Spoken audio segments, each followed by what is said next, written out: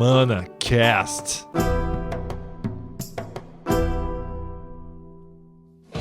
Generals gathered in their masses, just like witches at black E masses. começa mais um episódio do ManaCast Brasil, seu canal do match competitivo. Hoje estamos desfocados, está difícil de reunir todo mundo. O chinês não veio hoje, mas estamos aqui com o Guento. Tudo bom, Guento? E aí, galera, beleza?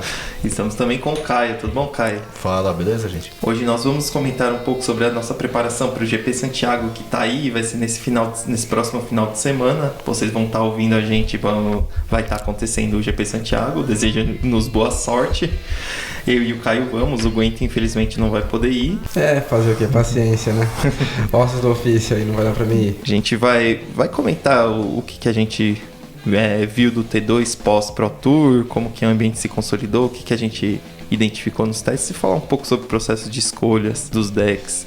Vou começar dando um panorama geral sobre o estado do standard do T2 depois do Pro Tour. Aparentemente os resultados do Pro Tour se consolidaram no ambiente, então a gente teve um monte de UW fazendo ótimos resultados, todos X1 ou X2, todos não, né, mas uma boa parte dos decks X1 ou X2 eram UW variando entre uma versão mais flash, outra versão mais mid-range, mas todos baseados nas interações das cartas Reflector Mage, Selfless Spirit, Spell Queller e Avacyn. São cartas muito fortes, sem contar o Gideon, que é staple do formato desde sempre. E também, com a queda do Marvel, a gente viu também uma ressurgência do BG. É o deck mid-range do formato, ele é um deck que troca muito bem as cartas, você abusa da interação do Delirium, consegue colocar várias cartas no cemitério e depois com cartas como Liliana ou Grapple with the Past você consegue cavar muito mais fácil as suas ameaças, você consegue coisas poderosas todos os turnos, então você tem ameaças como Kalitas, Ishkana, que é uma carta que está muito bem posicionada hoje no formato, também acaba usando uma Enraku,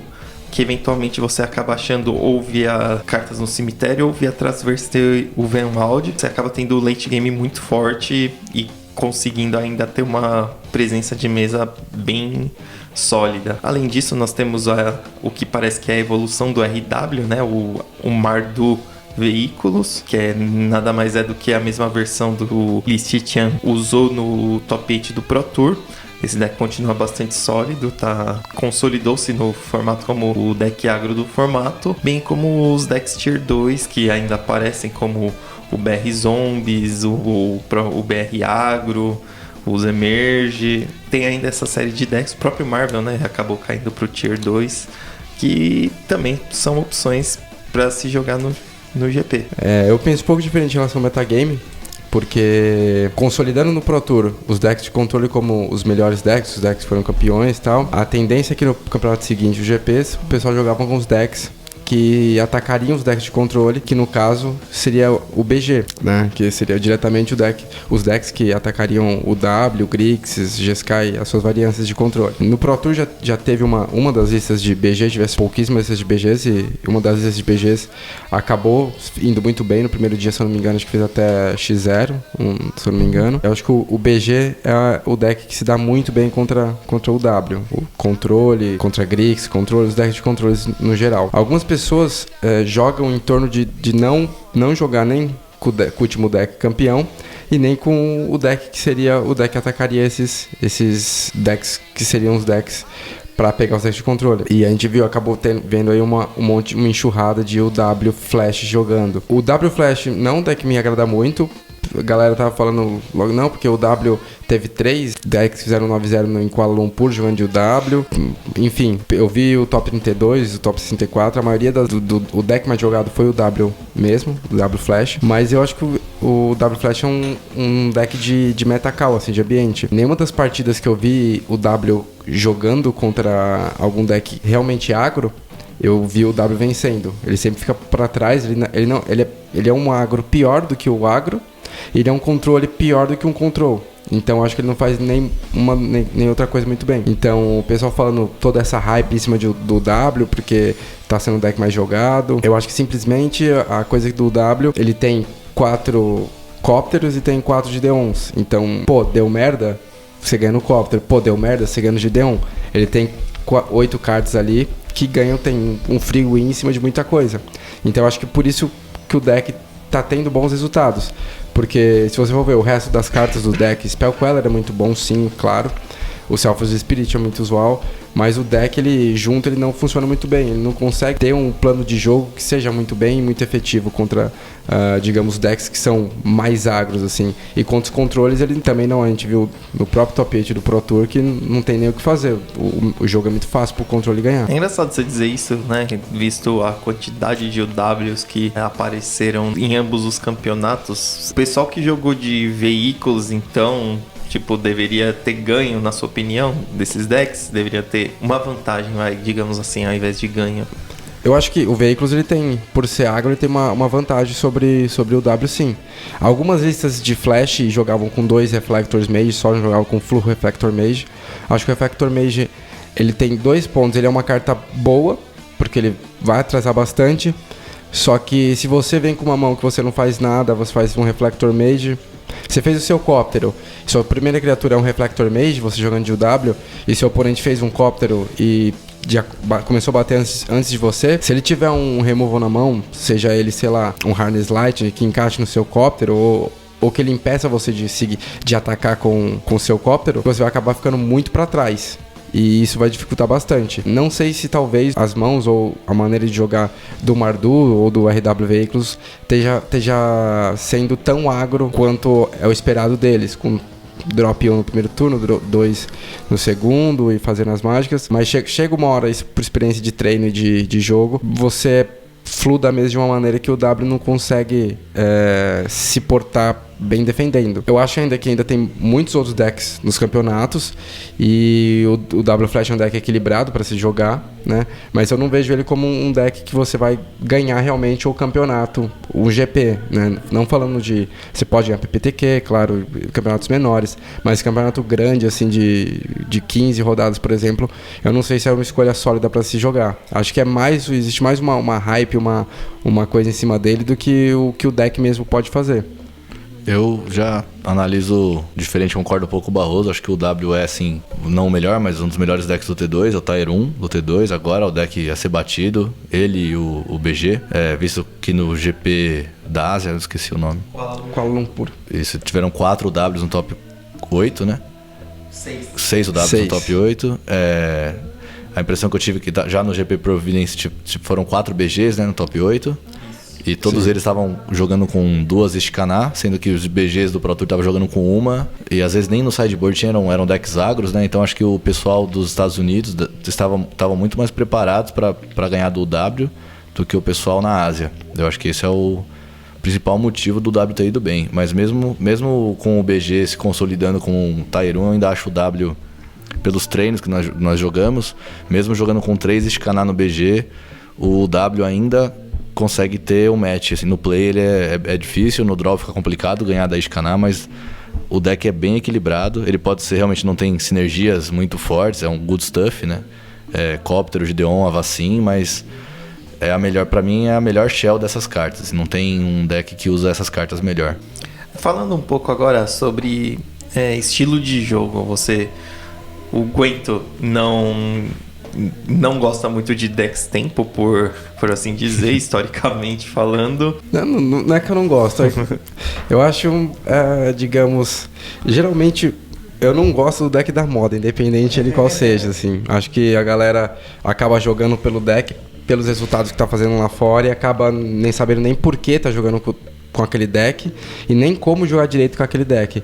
E isso acaba sendo prejudicial para o próprio jogador, que vai pegando lista atrás de lista, né? Semana esse é o deck que ganhou lá fora, já com ele. Monta o deck, não sabe como se portar com o deck diante de cada match. Daí não vai bem no campeonato, daí na semana seguinte o outro deck é o melhor, vai lá e monta e continua não indo bem, porque não entendeu qual que é a ideia do deck exatamente, como se portar. Então assim, que é muito fácil se perder. Eu já cometi muitas vezes esse erro de tentar jogar com o deck que era o melhor no final de semana, mas não sabia exatamente por que jogar com aquele deck, por que eu tava jogando aquele deck, por que jogar de tal jeito contra tal match. Enfim, então acho que é muito fácil você cometer esses erros e acabar se perdendo, em vez de você simplesmente analisar e jogar com o deck que você se sente mais confortável, entendeu? Mas assim, eu acho o deck é um bom deck, mas não é um deck que me agrada no momento agora. Não é um deck que eu vejo tomando uma abordagem que, se eu fosse jogar com ele, eu não me viria vencendo com ele. Então, finalizando minha linha de raciocínio, é assim, pensando em termos genéricos, não necessariamente nesse standard ou no standard em si. Você tem um ambiente consolidado, é diferente do ambiente do Pro Tour que a gente comentou semana passada, e ninguém sabe o que vai enfrentar, só tem ideias. No ambiente consolidado você sabe o que joga, quais são os decks agro, os decks mid-range, os control, até combo se tiver. Aí você, Gwento, escolhe o deck de acordo com a sua preferência, com o que se sente confortável, mesmo que não seja o deck a ser batido? Sim. Primeiro, é por acessibilidade. O que eu sei que eu vou ter acesso às cartas ou não. E depois sim, pelo deck que eu acho que eu me sinto mais confortável jogando. Por exemplo, se eu fosse pro Chile agora, eu jogaria com uma lista muito parecida com a que eu joguei no Pro Tour. Eu jogaria de BR agro. O deck é um ótimo deck para jogar contra o W. Tem assim, o jogo é bem fácil. É um deck que rouba muitos jogos. Você tem mãos assim muito boas que acabam roubando muitos jogos. Eu acho que o deck é sólido o suficiente. Então assim, eu vou mais ou menos pelo deck que eu gosto, que eu me sinto confortável. Não necessariamente se ele for o deck a ser batido ou não. Pode ser até uma coincidência. Pode ser uma coisa da semana seguinte, mas normalmente eu não estou jogando do lado negro da força, digamos assim.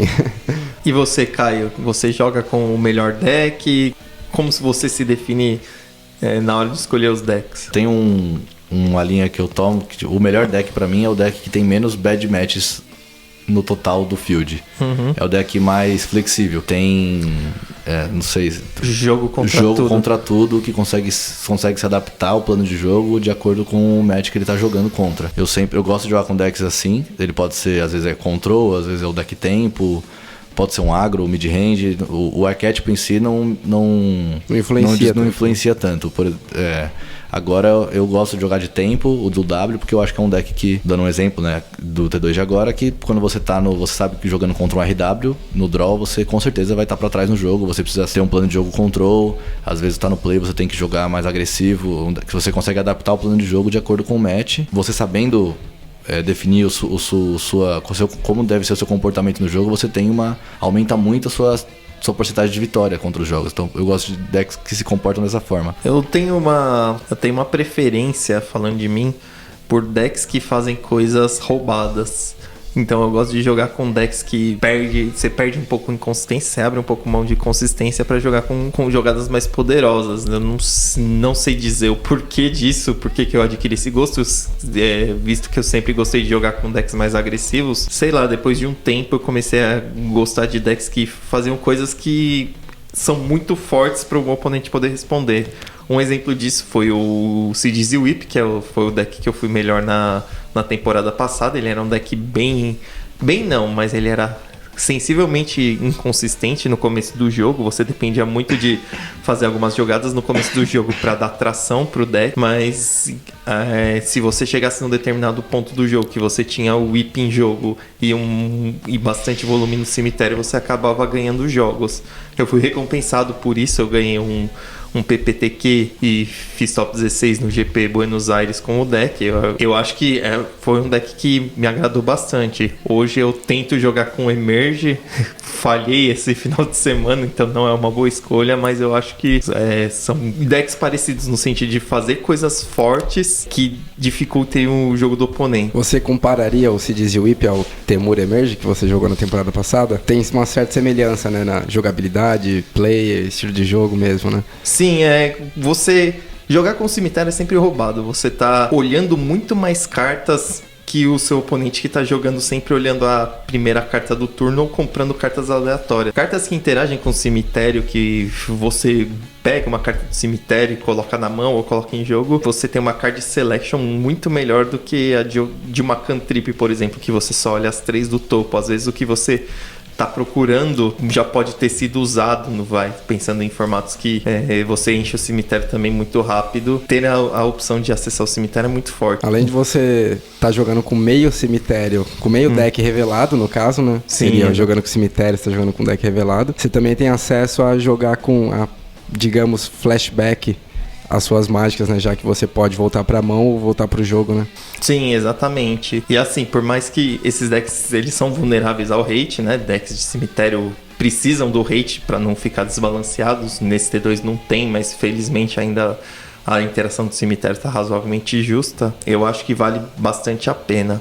Um deck que interagia bastante com o cemitério, que eu joguei bastante tempo e sempre foi Tier 1, era o Twin.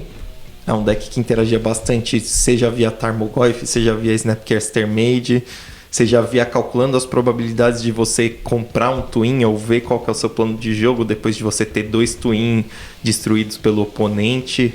Então era um deck que, de certa forma, interagia com o Grave, não de uma mesma forma que os outros decks que eu mencionei, mas era um deck que você usava o cemitério para tirar algum valor. Sei lá, são decks que sempre me agradaram. Só jogo de Melira, né? Então eu só uso o cemitério, mas o que me agrada mais não é nem você ver mais cartas do deck, de se automilar, eu gosto da recursividade, de às vezes você usar 2, 3 vezes no mesmo jogo, a mesma criatura vai pro cemitério, o seu oponente lida com ela e você faz de novo.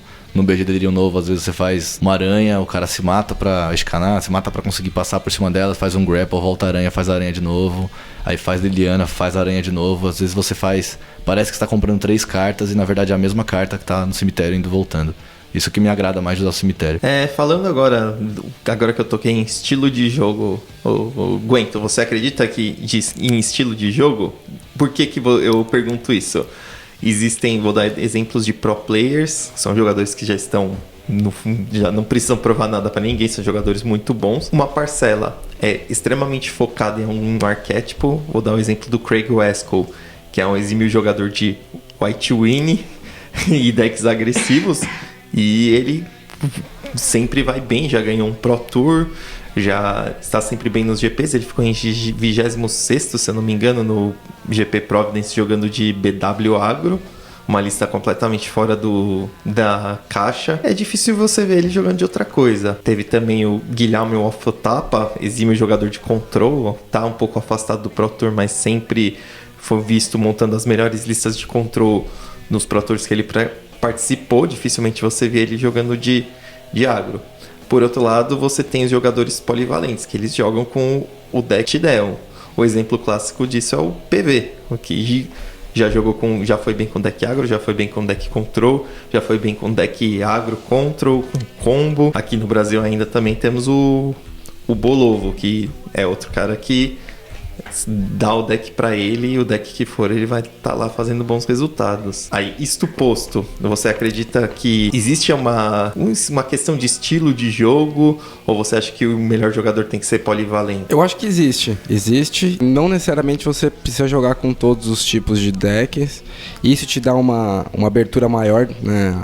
Abre o leque para você fazer a escolha do deck. Uma vez que, se você gosta de jogar realmente, como o Caio falou, com o melhor deck, com o deck Tier 1, que é o deck do momento, porque te dá menos bad matches, te dá maior resiliência, enfim, você tem que estar aberto a jogar com qualquer tipo de deck, seja ele combo, seja ele agro, seja ele tempo ou control mesmo. E assim, eu tenho um estilo de jogo que não é, acho que não é nem muito bem definido assim, porque eu só não gosto de jogar com deck que seja hard control, porque os jogos tendem a ser bem demorados e muito chatos. Você acaba perdendo um jogo em uma troca de counters errada que você fez e às vezes você não consegue voltar. Então eu não gosto de jogar de hard control.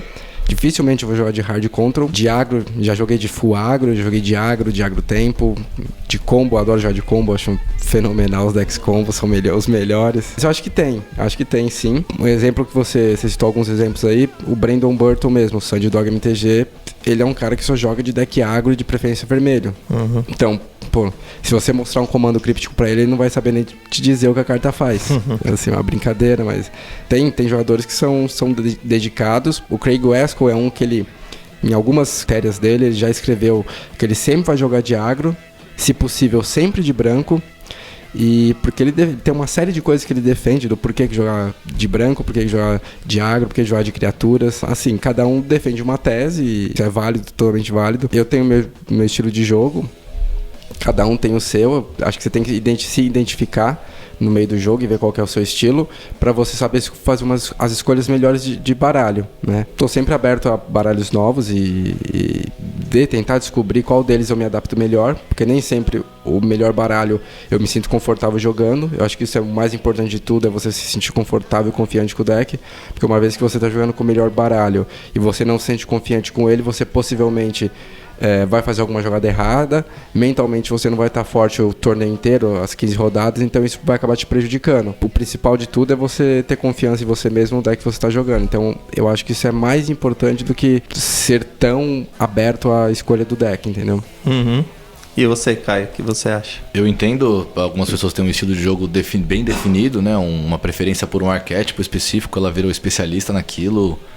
Pode mudar a rotação, ter qualquer carta, o cara sempre tá jogando de aquilo, fazendo um deck e tendo resultado. Mas eu não gosto de definir um estilo, ser um especialista em um estilo, porque eu imagino que pode chegar um dia que o meu estilo de jogo simplesmente não é bom no ambiente. Por exemplo, agora o Ramp é muito ruim no T2 de agora. Eu não gosto de Ramp, mas você imagina que se eu jogasse só de Ramp eu estaria triste, porque do que eu ia jogar, né? Só jogo de ramp e o ramp não existe no T2. Eu ia ter que jogar com deck, inventar um ramp e ficar jogando. Então eu prefiro ser abrangente e tentar ser bom com todos os estilos. E você, Barroso, onde que você tá aí colocado nesse meio aí de arquétipos aí de preferência? Olha, eu tendo a concordar com o Caio. Eu acho que o melhor jogador é aquele que se dá bem com todos os arquétipos. Isso posto, eu sou uma negação jogando de control. Eu não tenho paciência pra ficar esperando a guerra de counter. Eu sou muito mais pro jogador de combo. Eu tenho um feeling bom pra saber que se é a hora certa de combar, quando que vale a pena arriscar, quando que não dá mais pra segurar. Eu acho que combo é o meu arquétipo favorito, assim. Pena que o Marvel é injogável, né? É injogável. Mas você não seria um deck que eu cogitaria jogar. Eu gosto também de decks agressivos e ultimamente eu tenho gostado desses decks que... Difícil classificar o Emerge e o Whip. Eles não são exatamente mid-range, mas eles têm são decks que fazem alguma coisa muito forte, muito roubada em relação a todos os demais decks do ambiente. Digamos que eles sejam mid-range Wish. O pessoal costuma usar essa expressão Ish quando você tem algo mais assim no deck, né? Eu acho ele tem uma temática de jogo em relação ao Emerge que ela começa a ser muito voltada pro mid-range, mas não direcionada igual o BG Delirium. O BG Delirium é um mid-range dedicado. Trocando, desde o segundo turno, trocando carta, trocando removal por bicho, bicho por bicho, pra você chegar no estado de board onde suas criaturas sejam maiores que o do seu oponente. Né? A diferença do Emerge para um BG dedicado mesmo é que você não faz tantas trocas, né? Você não tem tantas removals, mas de repente você faz 2 Eldritch Fiend e acaba ganhando o jogo, então acaba fazendo um Erraku e acaba estourando a mão e a mesa do seu oponente e acaba ganhando o jogo, porque tem um efeito devastador que pode ser feito breve, assim, né? Exatamente. Bom, só dando aí uma palhinha sobre o que eu vi do ambiente. Eu juro que eu tentei jogar de Emerge, não consegui. O deck, o Grixis, ele é muito inconsistente, a mana dele não ajuda. Eu acho o deck bem bom, ele tem umas interações bastante interessantes, mas infelizmente não consegui jogar com o deck. Pra falar a verdade, ainda não sei do que jogar. Tô aqui na plena segunda-feira, antes do GP, vou sair daqui do estúdio e treinar com o Caio. E vou descobrir. Eu quero só fazer uma correção aqui, que algumas semanas atrás aí eu falei que era inviável jogar de um deck que seja agro de 3 cores. Talvez não seja tão inviável assim jogar com esse agro de 3 cores. Uma vez que eu vi uma lista do Saito jogando no GP com a Alopor, que ele tá jogando com agro de 4 cores. É um 4-color agro. É mais ou menos um Mardu. O pessoal tá jogando igual a lista do Lixitian do Pro Tour. E ainda joga com azul pro side, para alguns counters e tal. Então talvez seja jogável. Muito provavelmente não seria o deck que eu jogaria, Porque a base de mana dele, todos os lands entram de pé, até o terceiro turno conseguem entrar de pé. Eu não tinha visto isso, não tinha dado atenção pra isso, mas todos os lands entram de pé.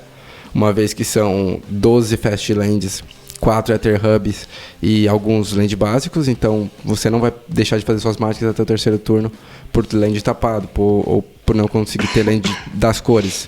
Então, assim, eu acho que o deck, até que você consegue ter uma fluência legal nas lands. Então, tô fazendo essa correção porque agora eu vi um deck que talvez seja capaz, às vezes, de ter um bom deck jogando de 3 cores aí, agro. E teve um deck, aí eu já não sei se é bom ou não, mas que ficou em 10º no GP Providence, que é um 4-color agro, baseado em Tamil, mas ele joga com tudo de todas as cores. Ele joga com aquele bicho RG de energias. Sim. E também faz Spell Queller, então uma curva bastante ousada. Eu achei meio bagunçado esse deck aí. Ele escolheu as melhores criaturas de cada cor, colocou no deck, colocou os lands e falou, vamos ver o que dá. Quase deu certo. Sim, sim. Eu acho que para um 4-color agro, 11º, 10º lugar deu certo, sim. Pois tá ótimo, né? Então é isso aí, pessoal. Falamos um pouco aí da nossa experiência. Eu tô saindo, vou fazer um voo bem ousado. Vou sair sexta-feira às 10 horas da noite de São Paulo para ir para Santiago. Chegar em Santiago 1h30 da manhã. Mas felizmente eles deram a opção de Sleeping Special, que para quem não sabe você pode registrar o seu deck, enviar a lista do seu deck um dia antes e você pode chegar no campeonato depois, dado que você tem a base para poder... Então eu vou usufruir desse benefício aí. Tenho buy 2 devido à alta quantidade de pontos que eu fiz na temporada passada. Que, aliás, só fazendo parênteses, ter bastante pontos não significa que eu jogue bem, significa que eu vou mal nos PPTQs e que eu tô ganhando muito ponto. Significa que você tá jogando todos os PPTQs da season, é isso? Exatamente. Pô, não se cobre tanto. Eu vou antes, né? Não vou fazer esse voo maluco do Barroso, eu vou chegar lá quinta-feira, meia-noite, então... Provavelmente ainda vou chegar lá, eu sou uma pessoa decidida no deck que eu vou jogar, então eu vou chegar lá, vou jogar quinta de madrugada até umas 3, sexta o dia inteiro pra decidir, e na sexta-feira é o último momento que deck que eu vou jogar. Tá bem difícil mesmo, de saber, esse T2 tá complicado de analisar. Vamos jogar Magic. É isso aí, boa sorte pra gente. Boa sorte pra vocês. Obrigado, Glenn. E agora vamos a... O Diário de Vencer, com as notícias da semana.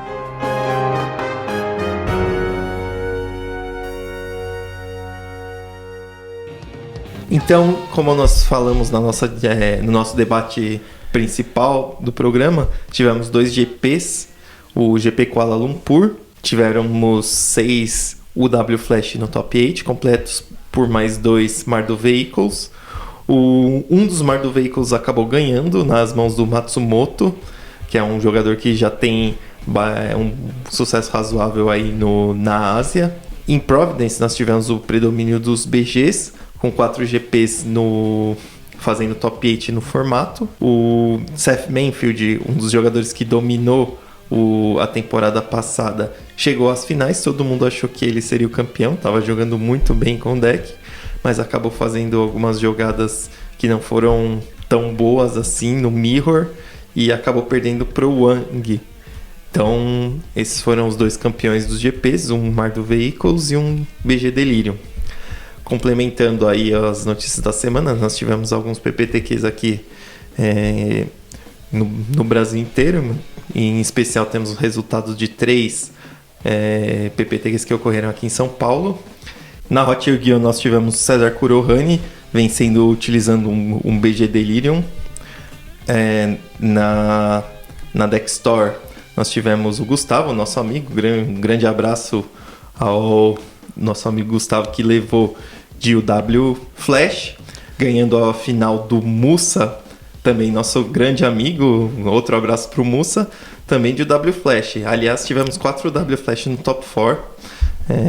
Então o pessoal, mesmo que ainda não tivesse consolidado o predomínio do deck, já tinha feito as suas apostas. Gustavo provando que pra ganhar PPTQ não precisa jogar muito, né? Porque ano passado ele grindou com a gente, acho que o ano inteiro, todos os PPTQs. Se eu não me engano, ele não ganhou ano passado, ou no retrasado, não lembro. Esse ano ele jogou bem menos, já ganhou 2, já bem mais do que eu tô ganhando. Então, Pô, Gustavo, tá ganhando sem jogar muito, bem. Isso aí, parabéns pro Gustavo aí e pro Mussa aí, pelo amor de Deus, hein, Mussa? Tá que nem eu aí, pô, tá jogando todos os PPT, que não consegue ganhar um, hein? Força aí, desiste não. Só fazendo um complemento, o Gustavo, o cara que ele fez top 4 no WMCQ, ele fez mais de 3 finais de PPTQ, se eu não me engano, o ano passado ele tava voando. Uma de PTQ também, em 2014, né? Não, 2015. foi no mesmo ano. 2015. 2015, mesmo, então. Uma final de PTQ, no formato antigo ainda. E ele não conseguiu ganhar nenhum campeonato. Ele era chamado de Vasco aqui, carinhosamente, pelo pessoal. E esse ano ele ganhou 3 PPTQs. Né? 3, não foram 2, jogando num volume bem menor do que ele estava jogando no ano passado, provando que às vezes nem sempre jogar todos os campeonatos é o que te leva à vitória. Então, parabéns, Gustavo, merecidíssimo, jogou muito. Aliás, foi uma baita final. Gustavo e Mussa, foi um jogo muito legal, várias viradas de jogo, vários mind tricks, foi bem legal a partida. Ah, só uma coisa, o Gustavo que vinha jogando de UW Flash faz algum tempo já, hein? Não foi de agora não que ele montou o deck pra jogar. Na verdade, ele jogou na temporada passada de UW Flash, quando ainda nem era um deck que existia no ambiente. Exatamente. E no domingo, teve um PPTQ na Bazar de Bagdá, foi vencido pelo Éder de Mogi, também amigo nosso, grande abraço aí pro Éder. Tava jogando de BR Agro, utilizando uma carta muito engraçada. Lupine Prototype, que é o lobisomem 2 manas 5/5. Se você ou um oponente não tiver cartas na mão, ele pode atacar ou bloquear. Famosa carta que é jogar muito no Affinity. E não viu o jogo até agora. Eu não sei se ele conseguiu atacar com a carta. Eu joguei contra ele, ele não conseguiu atacar. Mas eu fiquei com medo do caramba, não podia fazer tudo da minha mão. Acabei perdendo pra ele. Mas espero que o Lupinho tenha sido bom e tenha ganho pelo menos uma partida pra ele falar, tá vendo como minha tech funciona? E bem, é isso aí, parabéns aos campeões e agora vamos a...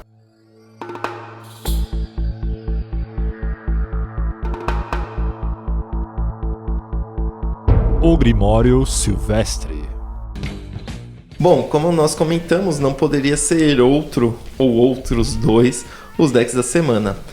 É o BG Delirium ou o W Flash. Ambos os decks são os decks que estão com a mira aí de quem for jogar os próximos PPTQs ou quem for jogar o GP Santiago.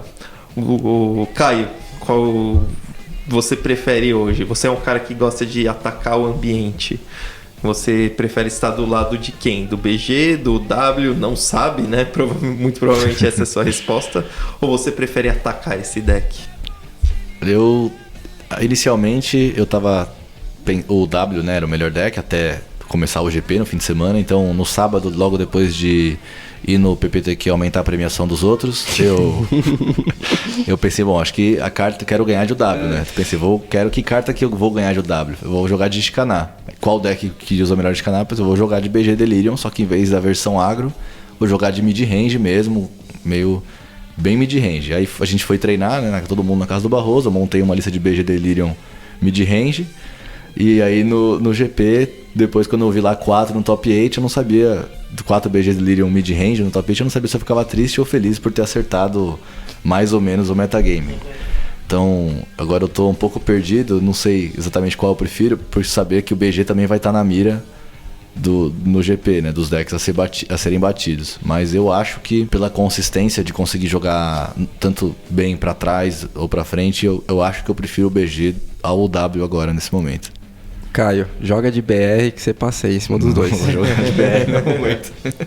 Só pra fazer um comentário sobre os 2 decks, o W, como dito já, ele tem dificuldade para lidar com a Ishkana, até tem algumas cartas que lidam bem com ela, como o Declaration Stone, pode usar alguns counter spells de sideboard, como o Spell Shrivel, e outra carta que pode ser utilizada principalmente por decks que estão na cor vermelha é o Weaver of Lightning, que é uma carta que às vezes passa desapercebido, mas é uma carta que bloqueia voadores muito bem, ela tem uma resistência bastante alta, ping dela é bastante relevante, então seja você estando de um Jeskai mais control, seja você estando de um deck um pouco mais agressivo, mas que não consiga lidar tão bem com Selfless Spirit ou com algumas outras criaturas com voar, como por exemplo Lethal Chains, você pode usar o Weaver of Lightning.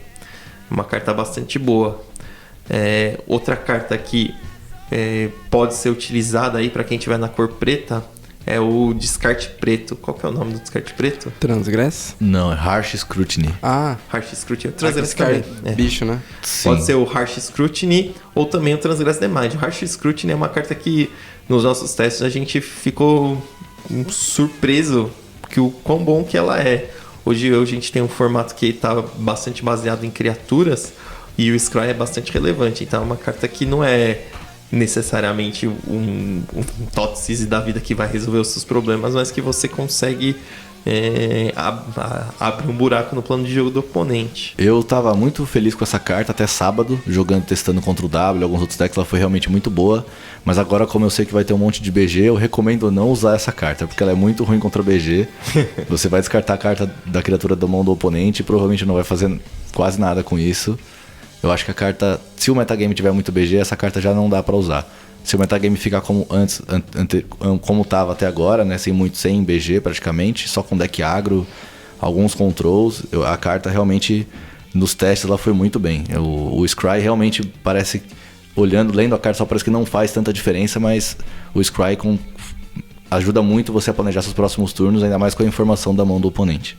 Acho que é uma ótima carta pra você ter no sideboard. Principalmente se você vai jogar um torneio de 15 rodadas, igual o GP que vocês vão jogar. Eu acho que ela é bastante recursiva, interessante a carta. Se você estiver jogando no preto, eu acho que vale você guardar seu sideboard slot ali, algumas cópias dela. Do lado do BG, alguma das maneiras que a gente pode atacar é você indo maior do que o BG, o famoso Go Big. Então cartas como Elder Deep Fiend pode vir até mesmo do side do W, mais em Hakus do que o normal. São boas maneiras de você atacar o BG, ou sendo muito rápido, principalmente agora que não tem mais Languish no formato. O BG tem uma dificuldade de lidar com diversas ameaças ao mesmo tempo.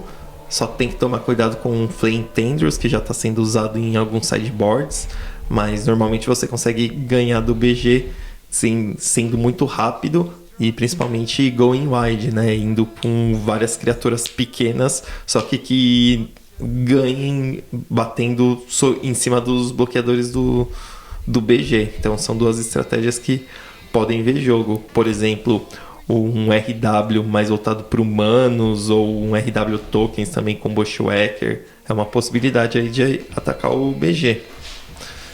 Ou um BR com Distended Mindbender. O Guento tá realmente...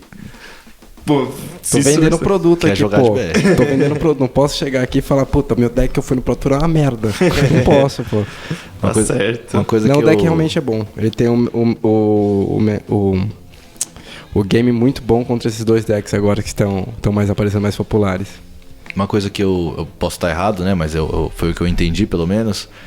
Que, se eu não me engano, eu não sei se foi o ganhador do GP, na lista deles, que eram 4 BGs, né?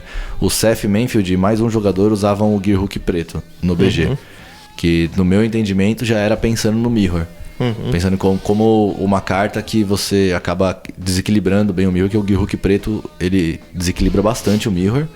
E tinha mais uma outra lista, que eu não tenho certeza qual das 4, usavam 3 Tireless Tracker no main deck, que também desequilibra bastante o Mirror. E o do ganhador, ele não usava Green Flare, usava 4 advogados. Eu fiquei hoje o dia inteiro tentando entender por que ele usava advogado em vez de Green Flare. Porque ele não tinha os Green Flares. E a conclusão que eu cheguei é que quando você comprava a remoção, né, a principal remoção do BG é o Grasp, e o advogado não tomava o Grasp depois que você tinha o 6º terreno.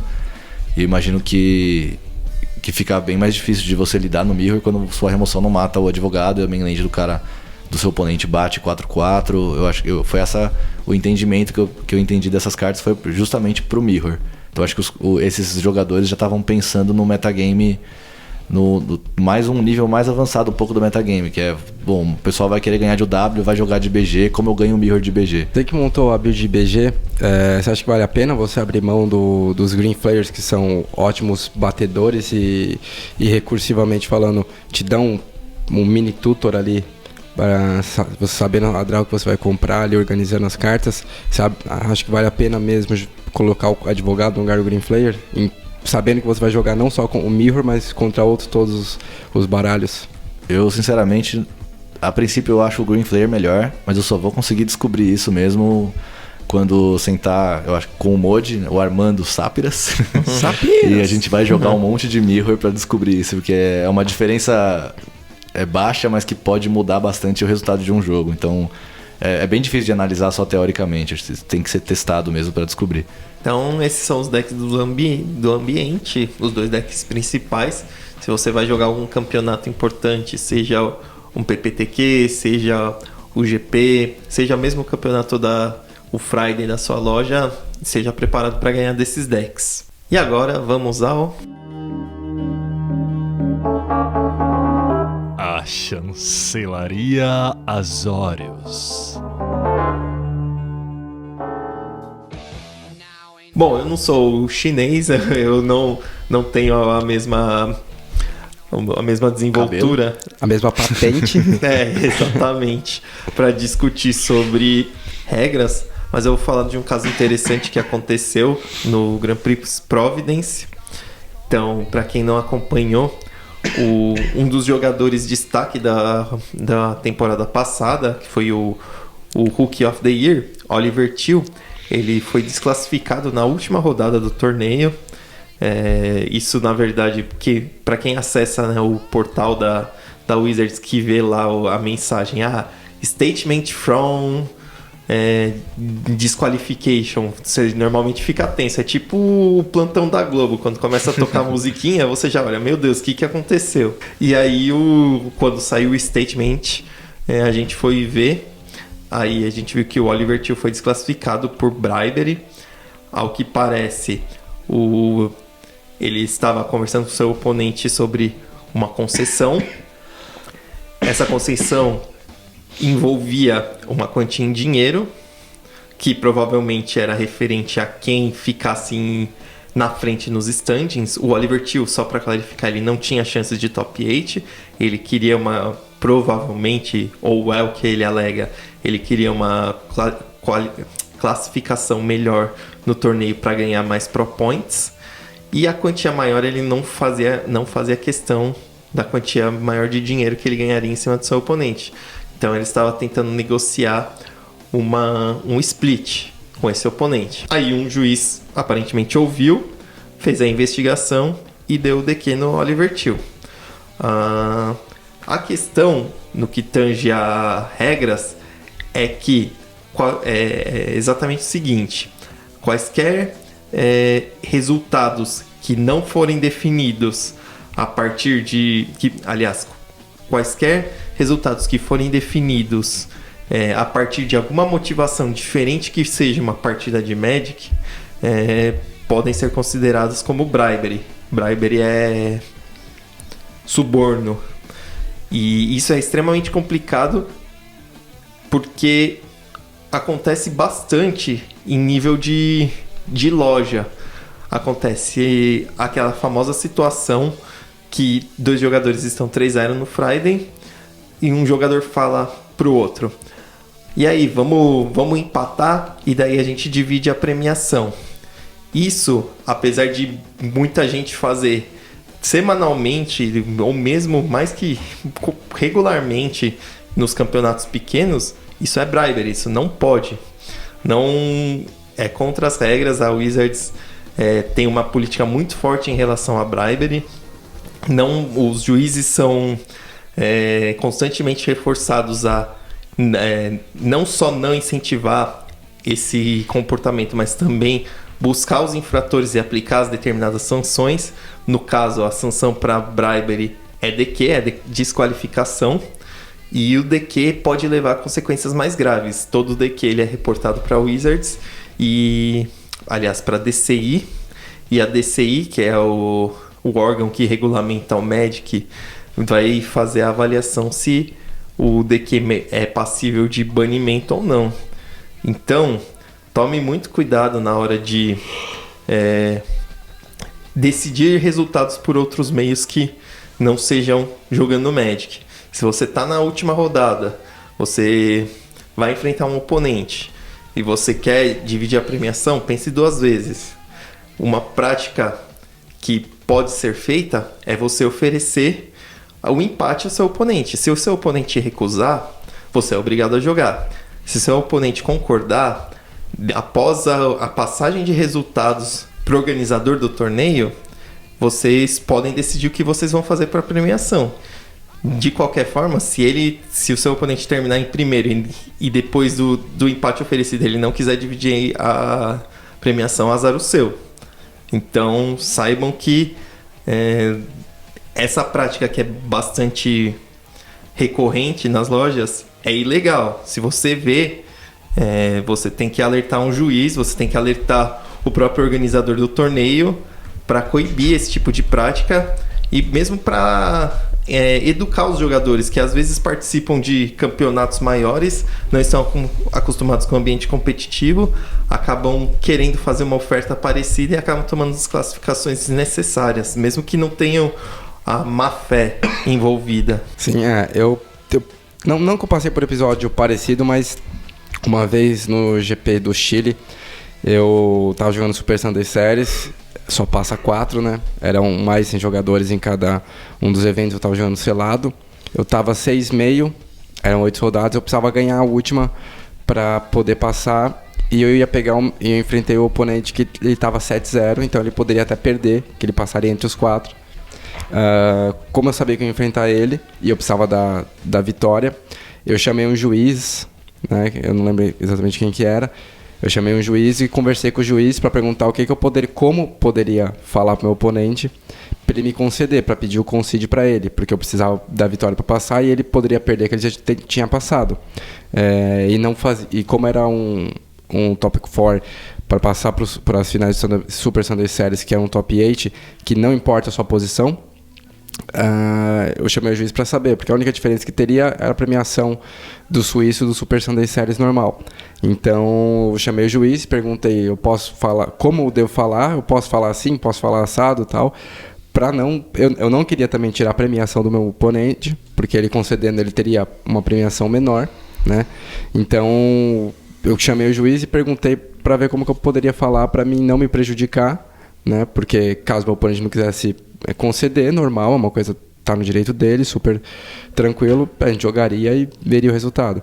Mas o juiz me falou como eu poderia falar, eu falei com o meu oponente, ele entendeu a minha situação e acabou concedendo para mim. Então tomem cuidado quando vocês forem fazer esse tipo de coisa. Se você não sabe exatamente como falar, chama o juiz, pergunta, questiona ele o que você pode falar, o que você não pode falar, porque às vezes você não tem intenção de subornar ninguém, mas você acaba fazendo isso acidentalmente sem conhecer as regras do que você pode ou não falar. O que define o suborno é muito subjetivo, então o que a regra que a DC impõe é uma maneira de abranger a maior quantidade de casos possível para evitar que algum caso desse saia impune. Então é isso aí, conversem com seu juiz sempre que tiver dúvida, ele não vai te punir pelo que você quer fazer, mas sim pelo que você fizer. Então antes de mais nada, sempre consulte o juiz. E agora vamos ao fechamento do nosso programa. Um grande abraço a todos, semana que vem viremos com as nossas caras felizes se formos bem, ou nossas caras tristes se formos mal, mas traremos as notícias do GP. Um grande abraço a todos e até mais. Falou! Falou, pessoal, abraço.